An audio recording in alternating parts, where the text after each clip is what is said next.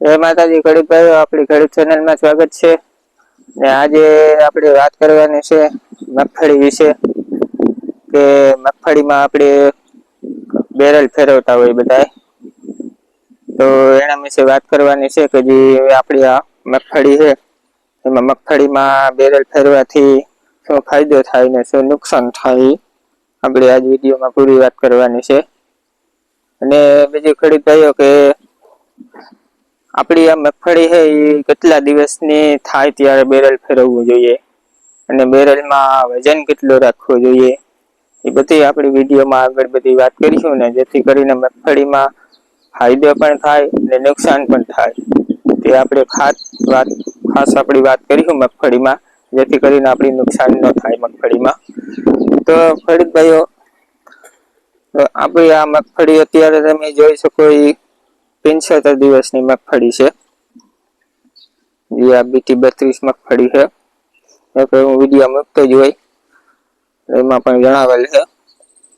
તો આપણી આમાં ઘણા ખેડૂત ભાઈઓ અત્યારે, તમે પણ જે સોશિયલ મીડિયામાં જે આમાં વિડીયો જોયા છે યુટ્યુબમાં બધામાં, કે અત્યારે બધા મગફળીમાં બેરલ ફેરવે.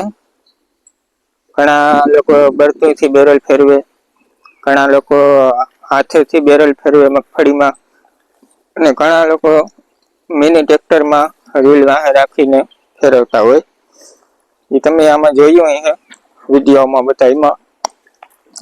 તો ખેડૂત ભાઈઓ, આમાંથી બેરલ ફેરવવાથી નુકસાન પણ થાય અને ફાયદો પણ થાય. એટલે આપણે એનો બધો સમયગાળો બધો જોવો પડે આમાં, કે આપણી મગફળીમાં બેરલ ફેરવવાથી ફાયદો થાય કે નુકસાન. તો પેલા આપણે એક પોઈન્ટ વાત કરીએ કે આપણી મગફળી કેટલા દિવસની થઈ. જોકે આપણી મગફળી 55-60 દિવસની થઈ હોય તો આપણે એમાં બેરલનો ઉપયોગ કરવાનો, તો આપણે આમાં બેરલ ફેરવી શકીએ. જેથી કરીને જે આપણી વાત કરીએ કે જો આમાં સુયા હોય મગફળીમાં, જે અધર હોય, જો આ તમે જુઓ, આ હુયા અધર હોય અને આ માથે બેરલ ફરે એટલે આ હુયા અંદર જમીનમાં બેસે એ રીતના. બાકી જો આ હુયા હે બીજા, આ હે એની આ મૂરમાં હે એ બેહેગા, અને હજી આ અધર હે એ આ બેરલ માથે ફરે એટલે આ રીતના હુયા હેઠા બેહી જાય, આડે જાય. આ હુયો આપણી આંગળીથી મોટો હે તો એ જે જમીનમાં અડે ને, અને બીજા હુયા નાના હે એ પણ અડેગા. એટલે બેરલ ફેરવાથી આ હુયો અડી જાય, એ જમીનમાં બેસી જાય, 100% સાચી વાત છે. અને એનાથી આપણી ઉત્પાદનમાં પણ 15-20% નો ફાયદો થાય.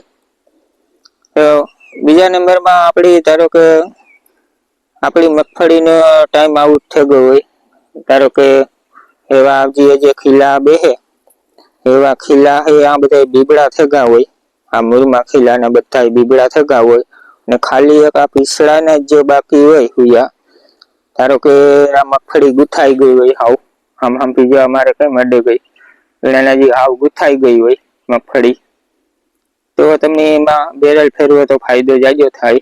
બાકી મગફળી ગુથાઈ ન ગઈ હોય આમાં બી, અને આ રીતના હોય પોઝિશન, અને આપણો ટાઈમ આઉટ થઈ ગયો હોય મગફળીનો, ધારો કે આ બધા બીબડા થગા હોય, તો આપણી બેરલનો ઉપયોગ ન કરવો જોઈએ.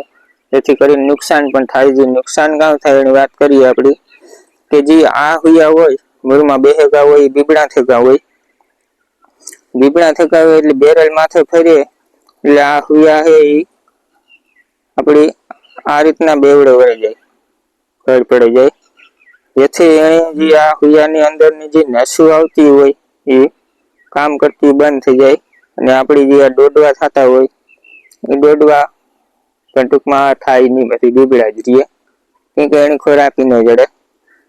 એટલે આપણી બને ત્યાં સુધી આથી થડીથી માંડે આ સુધી હુયા ફૂટતા હોય, ત્યારે આપણી બેરલ મારીએ તો ફાયદો થાય 100%. અને જો આપણી આ માલ 50% જે કીએ દૂધવા ને બીબડા થગા હોય, 50% બીબડા, બીજા હોય હુયા થોડા ઘણા, તો બેરલ ન મારવું જોઈએ. અને આ એક વસ્તુ છે કે આપણી માંડવીની જાત પણ જોવી પડે કે કઈ વેરાયટીની આપણી માંડવી એ મગફળી, આપણી જે મગફળી છે ધારો કે જીવી આવે 22 નંબર આવે, બીટી 32 છે જે આ તમે જોવો એ, તો એ જાત વેરાયટી હોય એ પ્રમાણે પણ એમાં બેરલનો ઉપયોગ કરવો પડે. ધારો કે જે આડી જાત આવે જે મગફળી આપણી જીવી છે, પછી 22 નંબર છે, એ બધી આડી જાત આવે. અને બીજા નંબરમાં ઉપડી જાત આવે એ આપણી જે ટૂંકી મુદતની આવતી હોય, અમુક જે 39 નંબર ન હોય એ બધી ઉપડી જાત હોય. અને બીજા નંબરમાં બીટી 32 એ ઉપડી જાત આવે પણ લાંબા ગાળાની આવે. એટલે આપણી મગફળીની વેરાયટી પણ જોવી પડે. અને જે 22 નંબરની મગફળીની વાત કરીએ, ઉપડી મગફળી હોય ને એમાં તો આ પ્રયોગ કરીએ એટલે 100% ફાયદો થાય જ. અને જે આડી જાત હોય આપણી બીટી 32 આપણી જીવી ને 22 નંબર ને એમાં કઈ બહુ લાંબો ફેર ન આવે, એ આડી જાત આવે. એમાં આપણે જ્યાં સુધી આ રીતના પાતળા ભટકાય અને ગુથાઈ ન જાય ત્યાં સુધી આપણે એમાં બેરલ ન ફેરવવું જોઈએ. ધારો કે જો આપણી મગફળી ગ્રોથ બહુ કરે ગઈ ને વધે ગઈ તો જ આપણે એમાં બેરલનો પ્રયોગ કરવાનો. બાકી એ આડી જાત હોય એટલે એક આપણે ઉદાહરણ તરીકે વાત કરીએ તમને, જ્યાં નાનો છોડવો એનાથી ધારો કે મગફળી છે જે આડી જાત હોય એ આખી મૂળમાંથી દારી ફૂટે અને અહીં સુધી આડી પથરાય, એટલે જેથી કરીને એના હુયા બેસી જાય તરત. કદાચ વરસાદના છાંટા પડે ને તો એ પણ એનું ઝાડ છે જે આવે દાર એ અહીં હેઠી પડતી હોય એટલે હુયા પકડાઈ જાય, જમીનમાં બેસી જાય. અને જે આ ઉપડી જાત હોય ને એ આથી ડાયરેક્ટ મૂળમાંથી આડું ન ફૂટે દાર, એટલે એમાં 100% ફાયદો કરે. અને જે આડી જાત હોય મગફળીમાં એમાં તમારે જે આ રીતના જગ્યા હોય પાટલામાં ત્યાં સુધી ન ફેરવાય. અને પછી જો તમારે થાય કે ગ્રોથ બહુ થઈ ગયો અને આપણી મગફળી આમાંથી અટકાઈ જાય ને કે પાટલામાં ત્રીજી હાર થઈ જાય, એવી જો ગ્રોથ થઈ ગઈ હોય, વેલ કરે ગઈ હોય, તો તમે એમાં બેરલ ફેરવી શકો, જેથી કરીને બધી દારી હેઠી થઈ જાય અને હુયા છે આપણે સારી રીતે મગફળીમાં બેસે. તો ખેડૂત ભાઈઓ આ વસ્તુનો બધો આપણે ધ્યાન રાખે અને પછી જ આપણી મગફળીમાં પ્રયોગ કરવાનો, જેથી કરીને આપણી મગફળીમાં બેરલ ફેરવવાથી ફાયદો પણ હોય અને નુકસાન પણ થતું હોય. તો ખાસ ધ્યાન રાખવાનું આપણે ખેડૂત ભાઈઓ. મગફળીમાં બધી આપણી કઈ છે, આપણી મગફળીની વેરાયટી કઈ છે, આપણી મગફળીની જારી કઈ છે, પછી આપણી મગફળી કેટલા દિવસની થઈ ને બધી વસ્તુનું ધ્યાનમાં રાખે અને પછી જ આપણે કામ કરવું જોઈએ. બાકી અત્યારે વિડીયામાં કીધું એટલે સીધા બધા બળદ હોય કે હાથી ને ટ્રેક્ટર લે ને બધામાં રોલ ફેરવતા હોય. અને એક મુદ્દો ખાસ એક અગત્યની વાત કરવાની છે ખેડૂત ભાઈઓ કે બેરલ ફેરવવું હોય આપડી તો એમાં વજન કેટલું રાખવાનો.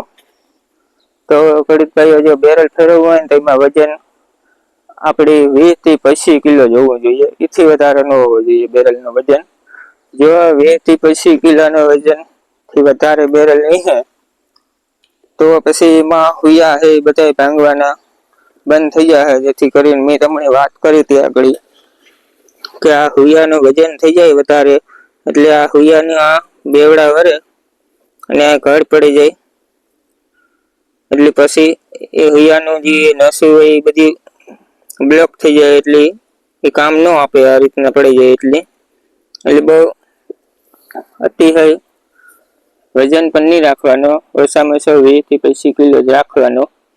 અને ઘણા જોયું આપણી વિડીયામાં કે માણસ જે રૂલ તો કે રૂલ સીધો આપી જ દે અને મગફળી હાવ જમીનમાં સોટાડે દે, હાવ જમીનમાં એટલી બધી સોટાડે દે ને કે હાવ કઈ જણે ઓલો હાવ લીકેજ દીધી હોય એથી એ રીતના કરતા હોય. એ રીતના નહીં કરવાનું એટલે આપણે નુકસાની થાય એમાં. એટલે વજન ખાલી એમાં 20 થી 25 કિલો જ રાખવાનો બેરલમાં અને પછી તમે પ્રયોગ કરે શકો આ જે વિડીયોમાં આગળ કીધું એ પ્રમાણે. તો ખેડૂત ભાઈઓ વિડીયો કેવો લાગ્યો?